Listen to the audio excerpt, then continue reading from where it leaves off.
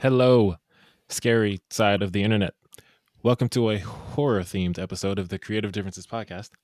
I am Dallas, and I am a 35-year-old white man. Are you though?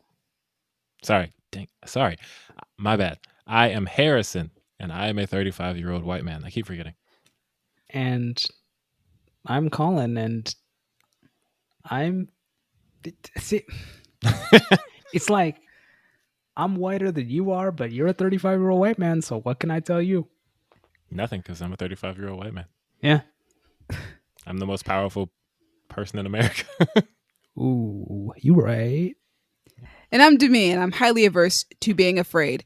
Welcome Nice. to another episode of Creative Differences. We are back for another review because it's been so long since we've done one. We're going to change it up a little bit, though. Usually we review movies. Today, in honor of the spooky season, we are going to be reviewing two horror shows that just came out recently so that you guys can enjoy them for your Halloween weekend. Yes, we're reviewing The Haunting of Bly Manor and Lovecraft Country. But before we do all that, I'm just going to let you know, please like and subscribe because algorithms and YouTube and search engines and stuff. And also, it makes us feel good. But speaking of things that make us feel good, that's a weird transition. I don't think this Bly Manor make you guys feel good. I think we're starting off with you guys. We are starting off with this. Well, Colin really likes the love story in Bly Manor. I do. Yes. Yes, I do. So that, I guess you could say that makes Colin feel good. But does the show as a whole make me feel good? I don't know. Do you like to watch people get choked? No comment. That's asking a lot. That's a lot of information. Well, do I like people getting choked to death? No. Good qualifier. That's a good distinction. Yeah. Yes, good distinction. Though, well, what? In this particular instance, whoa, maybe. Oh man, now I'm wishing I would not have asked that.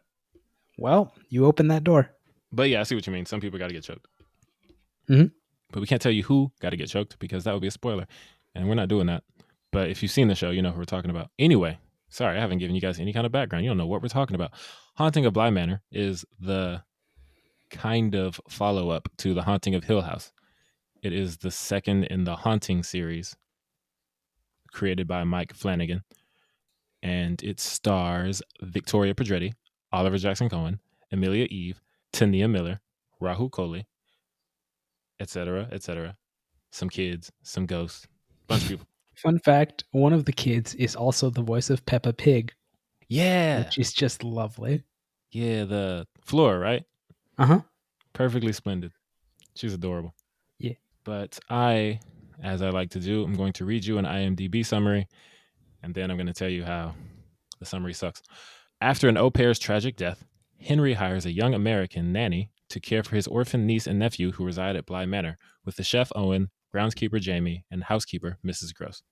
The reason that summary sucks is because it doesn't really tell you anything about the show or what happened, because it tells you like the first 10 minutes of the show. But yeah, that doesn't. Dude hires a nanny, and these are the people who were there.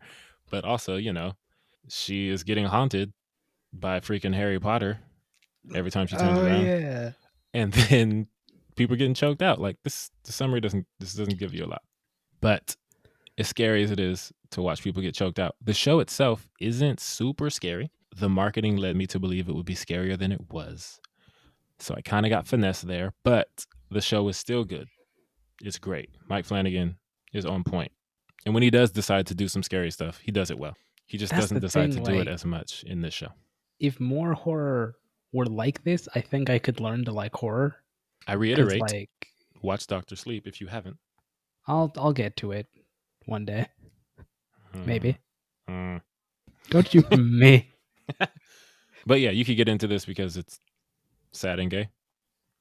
Yeah. And I am sad and gay. So you put us together, it's going to work out. That makes sense. Similars attract, as they say. That's not what they say at all, but all right. Oh, is that not what they say? That's not what they say. Opposites attract, but we can get into that during the Lovecraft review. Yes. Yeah. Sorry, I'm thinking about different things now.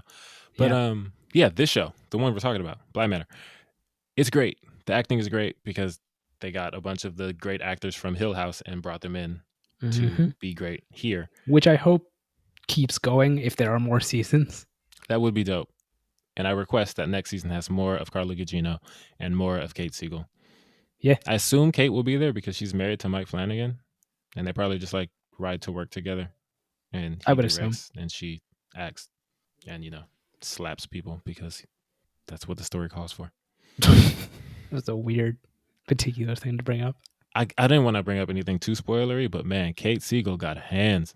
She does. She is letting them fly in this show. She's not in a lot of the show, but she gives more Actually, slaps per screen minute than anyone. is she? That's not really a question for on the podcast, but I'll ask you after. Yeah, we can get into that. Oh, I see. I think I know where you're going. But Mhm. yeah, as far as we know, Kate Siegel's not in a whole lot, Okay, cool. Yeah. but she be slapping. This is gonna be a niche reference, but for those who have seen Head of State, which is like one of my favorite movies, the scene that introduces Bernie Mac when he gets off the train and just starts slapping white people left and right. Just picture Kate Siegel doing that in the show. What? I know exactly what you're talking about. Good. Now you know what to picture. But yeah, slaps aside, it's just really good. Like the characters, for the most part, are people that you really care about. And the show is kind of an anomaly to me because it doesn't sound on paper like something I should care about, like, or something I'd be into. Like the stuff that's not ghost oriented. It's just like this nanny is watching these kids in Britain, and she's kind of sparking up something with one of the people who works there. And then there's another budding couple, and the parents don't Yeah, really see their dad. It's not really my doesn't cup of tea, sound like you. but it is though. Like it's Mike Flanagan has a way of making me care about things I don't think I would care about normally. But I then mean, also, is it you like throw the a ghost in there. tragedy of it that does it for you? No, I'm not really into that. Like you said, you're sad and gay, so you like sad gay things. I'm happy and black, Mhm. so I like happy black things. This is a sad white show for the most part. Yeah. But you throw in those ghosts, you got me. I'm in. It's like that Morty meme where he's like pointing at whoever he's pointing at. So that's what it is. I can get you to watch anything if you just throw some ghosts in it. Pretty much, yeah. I'll remember that. Yeah, just throw a ghost in whatever weird anime you're trying to get me to watch, and I'd be like, yeah, all right. All right. But speaking of ghosts, Hill House, you wanted to compare it. I know that because I read your mind. Yeah, you did, and I did. Okay, cool. Because I think they are very different. They are very different. I was not going to do that just because I was just going to talk about Bly Manor as it stands on its own. But I know we have fair. differing point of views on which shows we prefer This is true. because I like scary things and you like gay sad things. Mhm. So yes, Hill House is the pick for me. But I also like Bly Manor very much. My it's not a real complaint or gripe with Bly Manor. It's just that there's not enough Kate Siegel and there's not enough Carla Gugino. Okay, that's absolutely fair. Yeah, they're both great, and I was disappointed to not see much. When Kate Siegel comes in, though, she comes in. She is Oh yeah, she's making doing it. she's making her presence known in the show, and Carla gets to narrate in a British accent that I did not know she could do. Right? I think I just discovered that she can do that accent because I watched a movie where she has to do it, which I was also like, whoa, what? Huh? Yeah, I was shocked. But yeah, Colin, what are your notes on comparisons? It's they're very interesting shows to put together because like Hill House to me feels like it's a show about a haunted house, right? That Right. house is it's not great. But like at the top of Bly Manor, someone in the show, I can't remember who, I think Henry calls it a great good place. And it's like, yeah, Bly Manor is a show about haunted people. The house itself is just a house. And it's just interesting that they took a different tack with it. And Right. both of them work. They're very different things, but they both work and they're both spooky. Though, as you said, Hill House is spookier. It definitely is. Yeah. For me, I vibe more with Bly Manor mainly because I tend to prefer found family over actual family. And Interesting. because actual family drama just, I don't know, it gets tiring after a while. But found family, there wasn't a lot of drama in between a lot of them. Like things would happen to them, and that's what they would deal with, as opposed to like shouting at each other like "you suck," "No, you suck," "No, you didn't tell me this," "No, you're doing." It's just like, Yeah, can we Hill focus on House. the fact that you're being haunted? That's fair. Yeah, it's a good point. It's a lot more. Man, we're at this house and this ghost just be choking people. Yeah, like in one of the episodes, I remember sitting there and going, "Oh, this show has a villain. I didn't expect that because Hill House doesn't. Hill House is just like, ooh, that house is bad news. Yeah, just Also, bad things you happening in hate that each house. other." Yeah, the villain is family and trauma. But Bly Manor is like, oh, this ghost is bad. Which is interesting Hey, because you quick would. question, Hmm. which maybe Demi knows the answer. When did Ghostbusters come out? 2016. No, the original. Oh, Was what? it before 1987? Is what I'm asking. I'll look. Because if it was, The original Ghostbusters came out in 1984. all right, okay. So they could have tried some of those tactics, and they didn't. That's fine. You think they should have ghost busted the ghost? Yes, yes, I do. Busted makes me feel good. Oh God. I think busted makes me feel good is the perfect note to end on, unless there's anything you want to add. On, I can't top that. You right. But yeah, great show. Great acting. The horror Yeah, hits I when it hits, but really, it often doesn't really hit. hope that there is a third season and that they keep that tradition going of casting the same people because they got Yes, range and they're so good. they do. It's like American Horror Story, except I enjoy it. Speaking of things I enjoy, let's talk about some black people.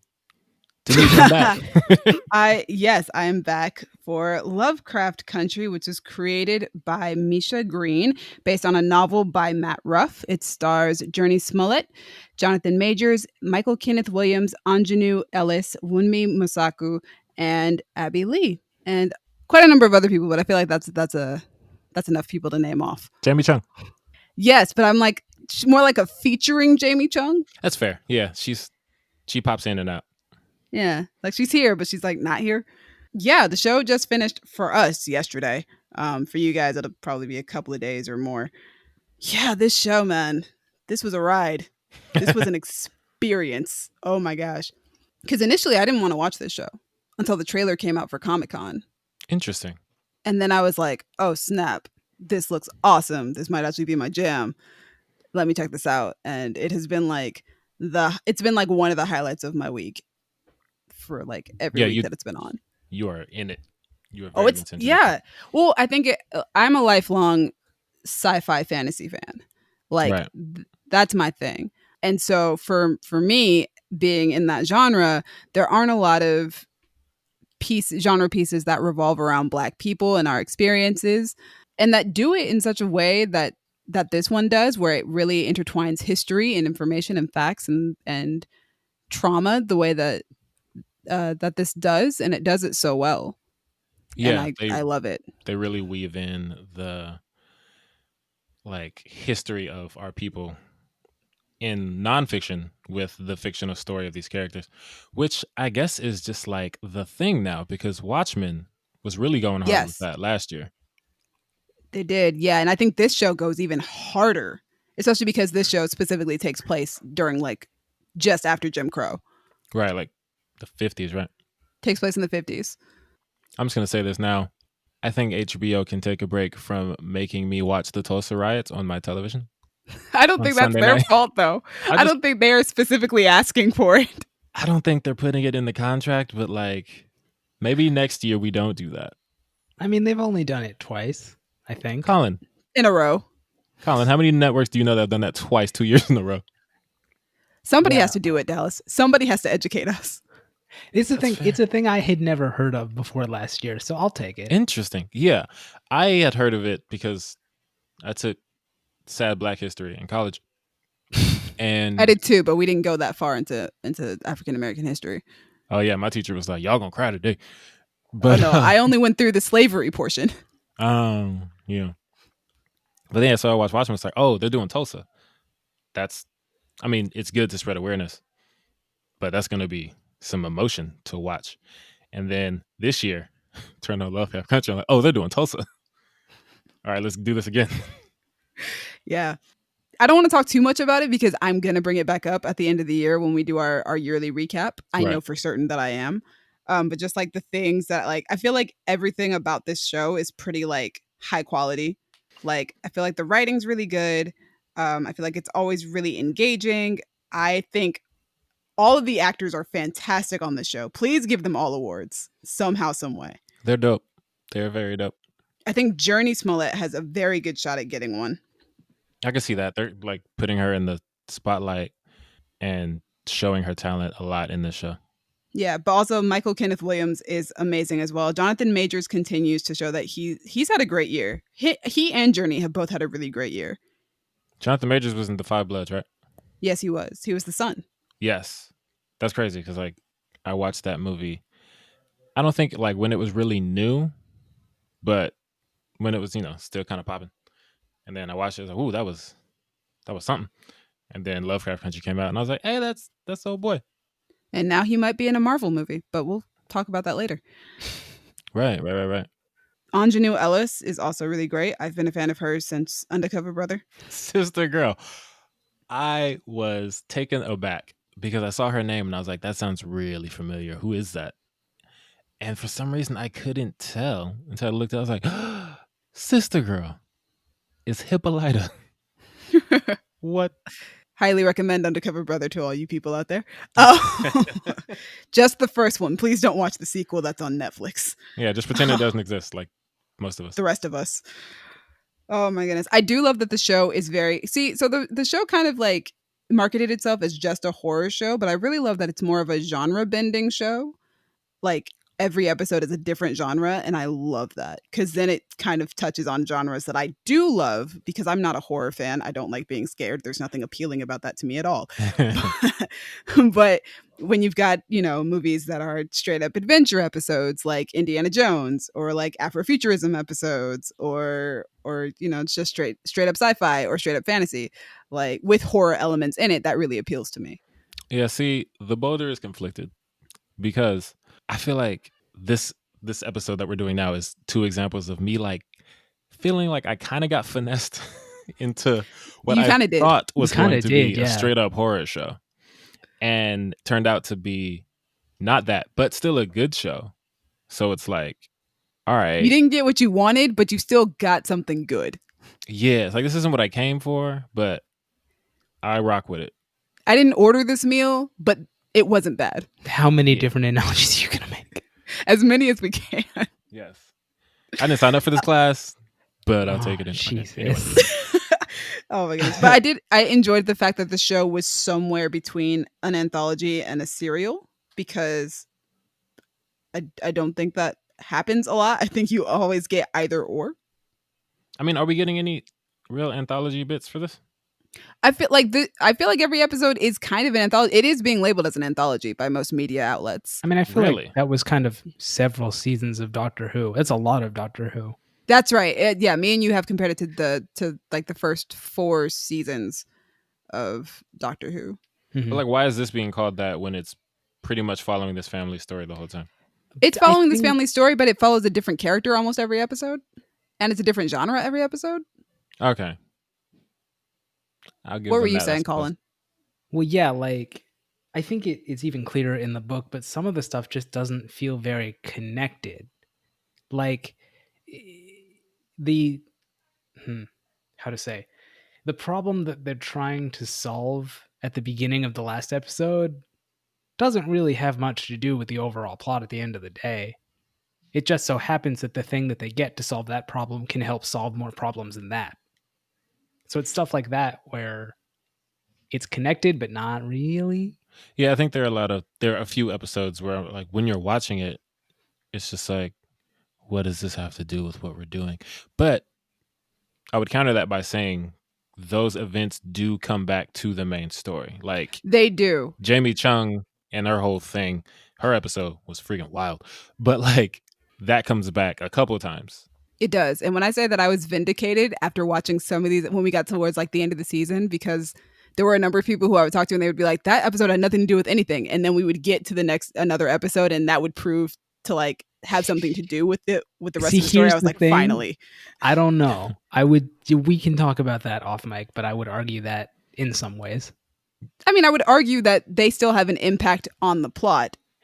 Yes, Yeah. but you don't need an entire episode about them for You that don't, impact to matter. but I And that don't mind episode that you still do. doesn't. See, yeah, that episode didn't do anything for me.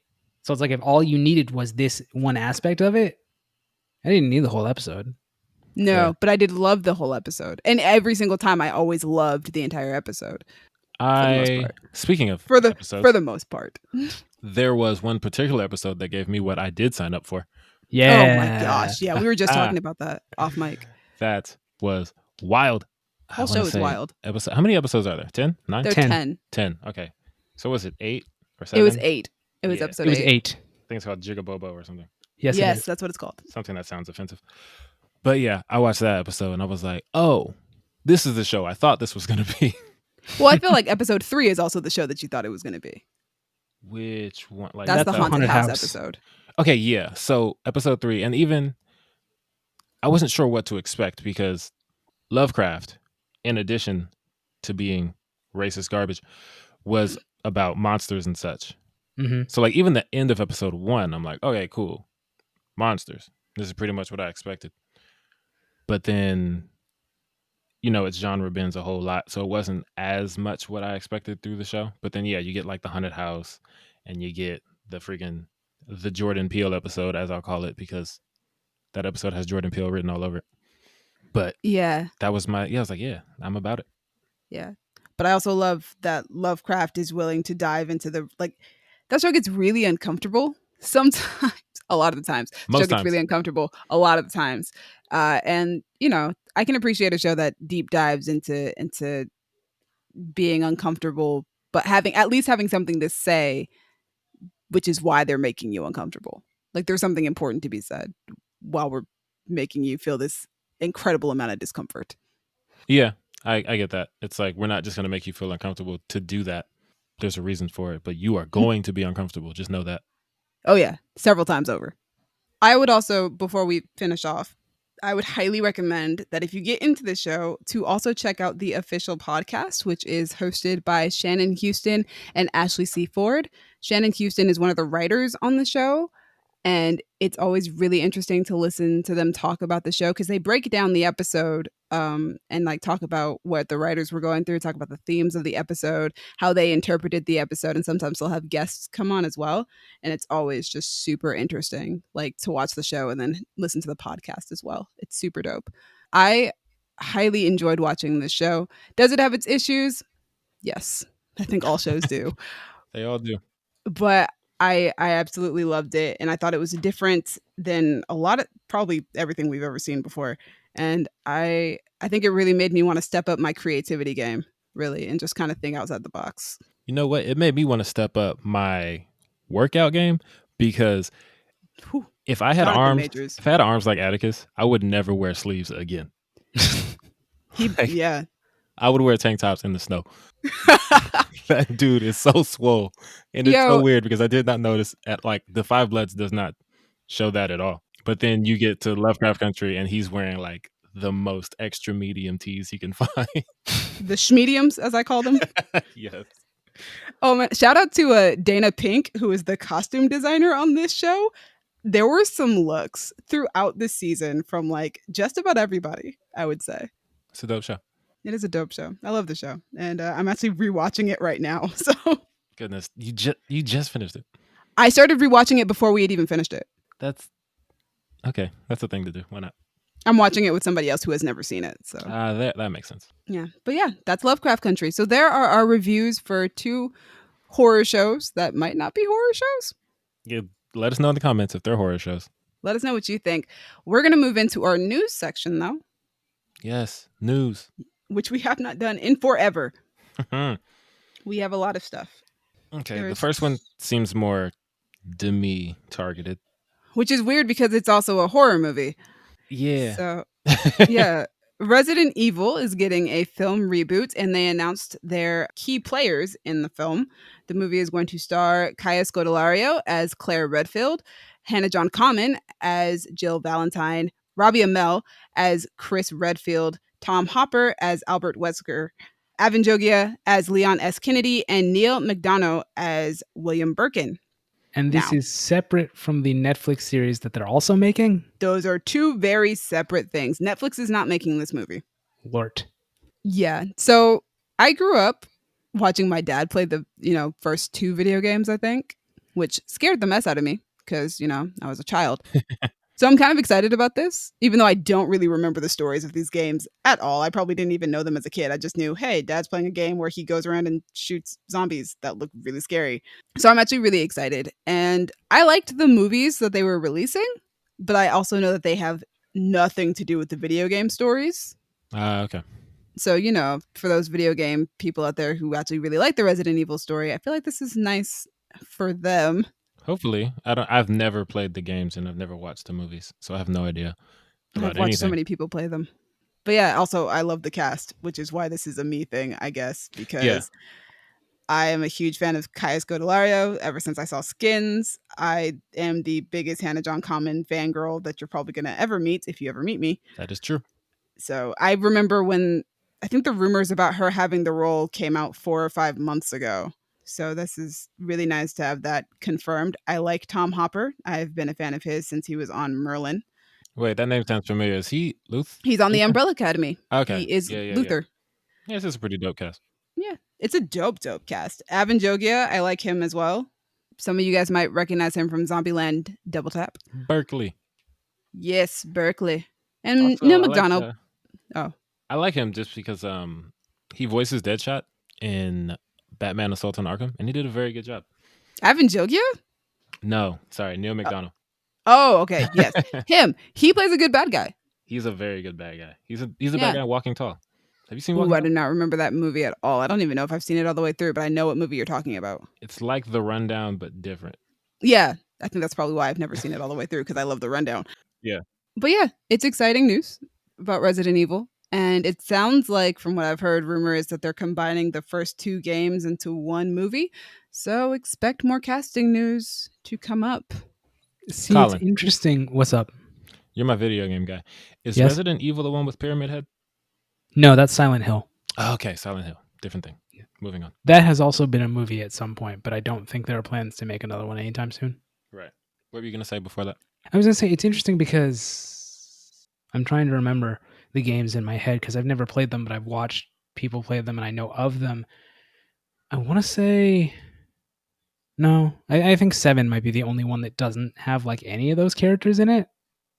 So I suppose they could keep this going for a while. But I don't know, it's kind of weird because like the Valentines they don't show up much in like 4, so I don't know when they get to that, how that's going to work. No, they'll cross that bridge when they come to it. I suppose, yeah. First, they have to have a successful first movie, and then they can continue. Yeah, number You're 4, you're shooting for the stars, sir.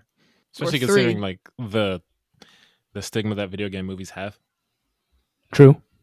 Like getting 4 of a video game movie is Well, I guess you wouldn't necessarily need 4. If they're combining 1 and 2 into one movie, it might be 3, but still, we'll see. Yeah, we'll see.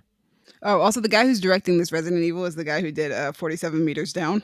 Hey, the shark movie. Yeah, Colin likes sharks. This is true. you're actually correct. All right, what is our next piece of news? I will tell you because it has me super excited. Michael B. Jordan and his production company, Outlier Society, are producing a Static movie for DC. Static Shock, Woo! specifically. Here's the thing about that. His name is What? Static. Static What? is the name of the character. Static Shock What? is the name of the TV show. What? Yes. And What? I felt like I had to point that out for all of the nerds who are getting angry. Because, yes, Static is a superhero whose catchphrase is, I'll put a shock to your system. Static Shock is the TV show that focuses on the superhero. So you could say this is a Static Shock movie if they're adapting the show. That's But- really confusing. I just assumed his name was Static Shock because his theme song says Superhero Static Shock. It doesn't say That's for the Superhero show, Static. The show is called Static Shock, so they're saying the name of the show because it's the I theme just song to the assumed show. it was. Oh, that's confusing. Yeah, I Anyway. always thought his name was Static Shock, and then but if you watch the show, you realize no one calls him Static Shock. They only call him Static because that's his name. Yeah, but if Shock's a last name, that would be too formal to use the full thing. Mr. Shock. Mr. hello. Shock. Yes, so a Static Shock movie, which we discussed back when DC Fandom initially happened. We talked about the fact that they brought it up during a panel. And back Yes. then we said they were talking about it, but we wouldn't go as far as to say like they're like full on in development. They were just talking about all the things that they wanted to do for Static. Now we know for certain, like, yeah, this movie's in development. They got producers now. This thing is going to happen. I am so excited. You guys in the internet world probably don't know about this, but we had a conversation off mic as friends, because we're friends in real life too, about like which DC movies we'd want to see. And my pick was Static. We said which character we wanted, and I said Static. And they're doing it, and I'm so excited. And I was thinking about that it's as soon as I saw the news caption right, too. I was like, ah, Dallas got it. man, I was so hyped. And I love Michael B. Jordan. So it's like the best of both worlds. He's fantastic. I love Michael B. Jordan. Like, not that he's going to be in the film, but like, I love Michael B. Jordan. I I want him to mean, be in he the film. could be in it, and we just don't. He hasn't decided yet. He won't be Static though. No, Well, no, no, no, no. Could but be in He's the too movie, old to be but Static. yeah, But there are he lots of could be in characters the he could movie. be. That's like one of the great things about Static Shock, the show, and Static's comics is that it's mostly black people. So like, this is the kind of representation that I've been wanting, that we got from the TV show, but not enough people watch the TV show, even though it's amazing. So now we can get it in live action in the big screen if the theaters ever open up again. But that's an issue for another time. That is But yeah, indeed an issue for another time. I'm hyped. Shout out to Static. Shout out to Michael B. Jordan. Shout out to Dwayne McDuffie. Rest in peace. You the GOAT. I'm excited. Okay, next up is just going to be just a series of news things because MCU has released quite a bit of news in the time since we have not been doing reviews, unfortunately. Yeah, it's crazy. Like, they're acting like movies are still coming out the way they're releasing all this news. I mean, they got to have a plan for when movies finally do come. I mean, they're still filming now. That's now fair. that there's, conditions that you have to shoot under, they're still filming. So first up, Jonathan Majors is rumored, confirmed, don't know, to be Kang the Conqueror in Ant-Man 3, which is I think we exciting. can chalk that up to rumored, because with the other piece of news that will come later, I think the statement that they gave was, if you don't see it on Marvel.com, then you can't assume it's true. That is what they said. Jonathan Majors was asked if he got the role, if this was true, and he kind of laughed it off and said, it looks like you guys are looking at the same rumor mill that I am, instead of just straight up saying no. What does that mean? That doesn't tell us anything.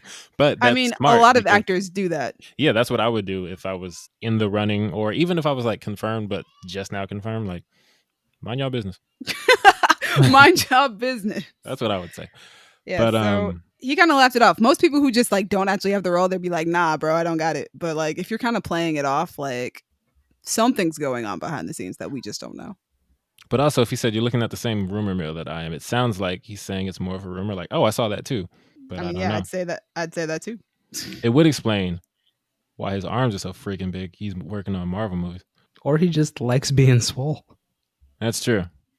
That's true. Jonathan Majors, if you're listening, tell me who your personal trainer is. And You got personal trainer money? Look, man, we'll work something out. I mean, the point is though, he neither confirmed nor denied the fact that he's in this movie. I also feel like Kang is an odd choice for Ant-Man 3. Maybe, but also I like feel like Kang's a Marvel has time done traveler. that before, though, where it's like, why is this villain in this movie? And then it happens and somehow it works. Maybe. I remember That's Kang true. being like, when people were like, oh, well, who's going to be the next big bad after Thanos? Some people were like, maybe Kang the Conqueror. I mean, that could be what this is. This could just be the start of him being the big bad for the next phase. Yeah, that's true. It's just so interesting that like Ant-Man 3 is the window for that. You know what? Good for Ant-Man 3. I'm tired of people not watching Ant-Man movies. They're really good. Exactly. I would go as far as to say they're the most consistent Marvel movies that Marvel's been putting out outside of the Spider-Man ones. You know, you might be onto something there, just because like Thor greatly fluctuates in quality and tone. And I'd argue that Captain America got good on the way to a trilogy. Like, the second one was amazing and the third one is amazing to me. And the first one is just, it's cool. It's a movie. Iron Man 3, if you ask anybody, they all would say that it kind of deteriorates as it goes along. And a lot of people hate Iron Man 2 for some reason. Yeah. So like I would argue that outside of the Spider-Man series, Ant-Man is the most consistent in quality. That's a fair argument to make. Let us know in the comments if you agree. Yeah. But anyway, the next piece of news, which, oh my gosh, I don't want to butcher this girl's name, but I might. Xochitl Gomez is cast in Doctor Strange 2. That name sounds familiar to me. She's in the Netflix series for Babysitter's Club. I don't know why it would be familiar to you, though. Oh, I was thinking of someone completely different. Never mind. Yeah, this is Cool. tiny teenage girl who has been cast in Doctor Strange 2. I've never seen Adventures of the Babysitter's Club, but congrats to her. Yeah, shout out to Miss Gomez. I'm sorry, I'm not gonna try to say your name. Yeah, and then people are trying to speculate who she might playing. There were rumors that that Miss America Chavez might be in it. That's the interesting thing about Doctor Strange is that nobody knows the supporting characters in Doctor Strange. It's like you have Doctor Strange, you have Mordo, you have the Ancient One, and then anyone could be anyone. But that's also Didn't the Ancient One bite it in Doctor Strange 2? She yeah, I did. mean, we know. You mean the first one? Or the first one? Fuck, there's only been one. Yeah, but we know this child is not playing the Ancient One. But like, that's also the thing. That's the thing though about the MCU, basically just being a cinematic TV show, is that you can put any character from any Marvel property in any Marvel character's movie, like Kang and Ant-Man. Or Monica in WandaVision. Yeah, and people just be like, all right, yeah, it's all connected. Why not? Speaking of teenage actors in the MCU, Iman Vellani was cast as Ms. Marvel, aka Kamala Khan. Congrats to her as well. Technically, her name is Kamala, not Kamala. Oh, I'm sorry. Yeah, they're the same. She has the same spelling as like the lady running for vice president, but they're apparently different root words. G. Willow Wilson talked about it, but anyway. That's interesting. Yeah, didn't know And that. Just now learned how to say Harris's name, and now I gotta relearn how to say Miss Marvel's name. It's Kamala Harris, but Kamala Khan.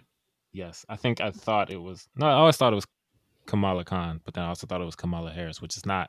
So it's about where you put the emphasis. Yes. Yeah. Okay, Yes. cool. I'll try to remember that. But congrats to these two teenage girls on their role in the MCU. It's kind of a big deal.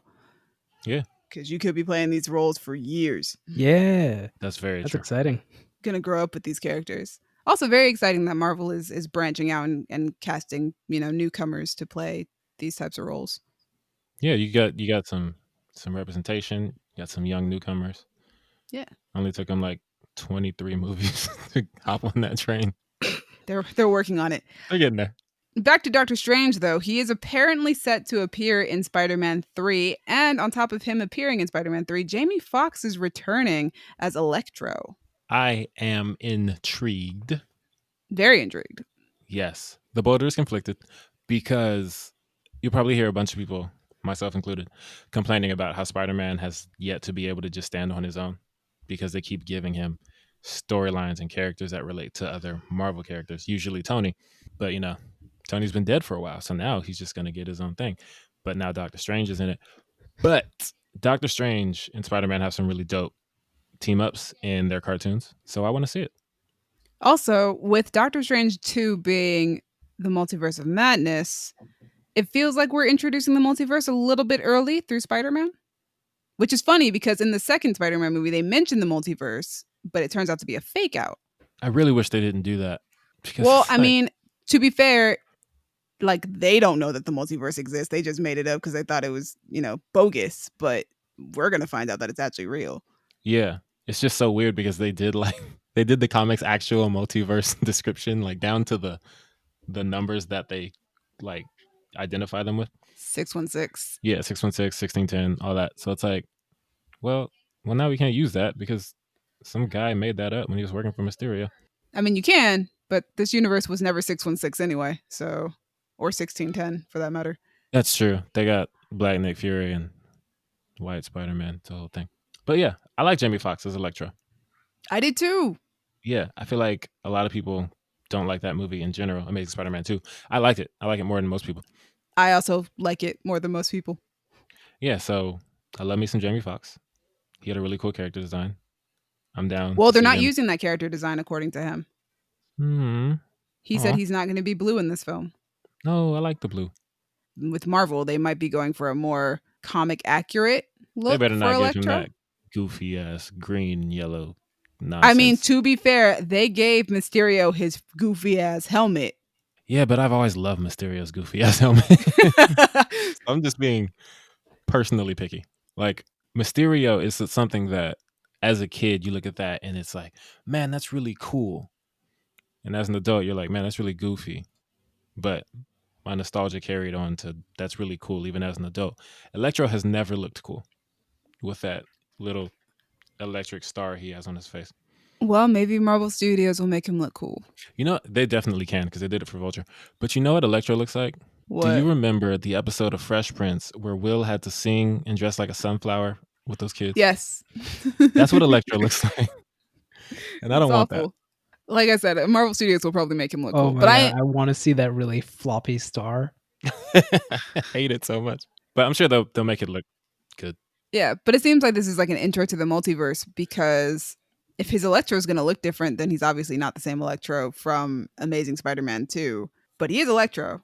Which is interesting because you have all those Andrew Garfield rumors. And Tobey Maguire rumors. Right. So I'm like, if those rumors are true, are you going to bring back that Peter but not that Electro and then bring in a different Electro? Well, there's also rumors of Miles Morales being in this one as well. A He lot of better be. rumors around this Spider-Man movie, which has just started filming, even though Tom Holland is in Europe right now. The rumors is hitting. But yeah, I'm here for all of this. I'm here for all the MCU content, even though, I might never get to go to a movie theater again. You will one day if we ever get out of this pandemic. Let's just move. Let's just move to like, A different country that's open?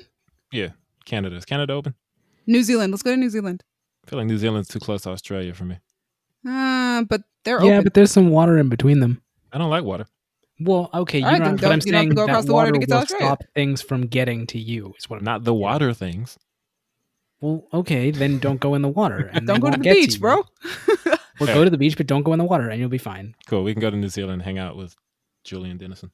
All right. Exactly. But yeah, that's basically all the news we have. Although, right before we started recording, they did release a Mandalorian special look, which is awesome. And I cannot wait for the show to come out in a couple of weeks. I'm so excited to have that show back. Because once Lovecraft Country ended, I was like, great, I need another show. What's happening? What's up? Did they show footage or what? Yeah, it's it's a trailer. Oh, cool. Yeah, it's a 1-minute trailer. Is Rosario in it? No. Is she in Well, the we show? still don't even know if she's actually in it. Oh, okay. That's still just a rumor, just like people are speculating that Rahul Kohli is also in that show. Man, rumors be spreading.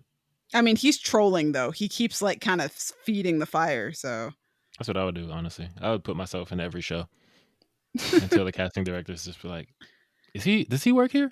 Yeah, I think he does. Where's he at? It's that, Where's the show at? confidence thing. Like if you just walk onto the set and act like you're supposed to be there. Exactly. just make sure you have a mask and a face shield on. Yeah. Be safe. Anyway, that's it for this whole thing. Although, yeah, you should just wear a mask and a face shield anyway. True. Thank you guys for joining us. Yes. Thank you for listening to our spooky but not spooky TV show reviews. Or, maybe they are scary. Depends on what you said in the comments earlier when I told you to do that. Thank you, Brandon and Io at Crown Digital for putting us on Spotify and Apple Podcasts. Demi, thank you for editing, as always. Thank you for bringing in the enthusiasm for Lovecraft Country that neither me nor Colin could because you like the show more than we do. Absolutely. Colin, thank you for suggesting that we do an episode on Bly Manor because I didn't even think about it. I was just like, oh, I love that show. And then I would just... I just feel like I keep my wanted to feelings talk to to you myself. about it anyway. And it's like, if we're going to talk about it, we could also make content out of it. That makes sense. Audience, if you want to talk to us about ghosts, monsters, racism, or anything else, you can find us on the medias. On Twitter, y'all_different. On Instagram and Tumblr at Creative Differences Podcast. And on Facebook, just search for Creative Differences. If you want to talk to me about... Look, if you know the name of Jonathan Major's personal trainer, hit me up on Twitter or Instagram at a king named Simba. Because I'm trying to get some gains. I can't imagine you bulking up in that way. Me neither. Do it. Don't. It'll intimidate me and I won't want to hang out with you. Do it. Wow. The superficiality of that. Oh, 100%. Wow. Body shame me. I'm why a don't you? shallow bitch. You know this. Wow. Tell them where they can find you. If you want to yell at me for being shallow, you can find me on Twitter at Duck McGuck. And what's up, guys? If you want to flail out about Lovecraft Country with me, you guys can find me on Twitter and Instagram at Dreamy Films. Dreamy is spelled Dreemi. Thanks again for joining us. She's gonna be mad at me. It's You okay. can you can find Gabby on Twitter at raceplaying. Ooh. Ah, Oh. ah. That reminds me. Yikes. Go in the comments and let us know if you think Christina from Lovecraft Country is into race play. I'm sorry. You say that like we don't already know the answer. Ruby and Christina Hive. I have nothing to do with this. I'm so sorry. Let us know. All right, it's been real different this time.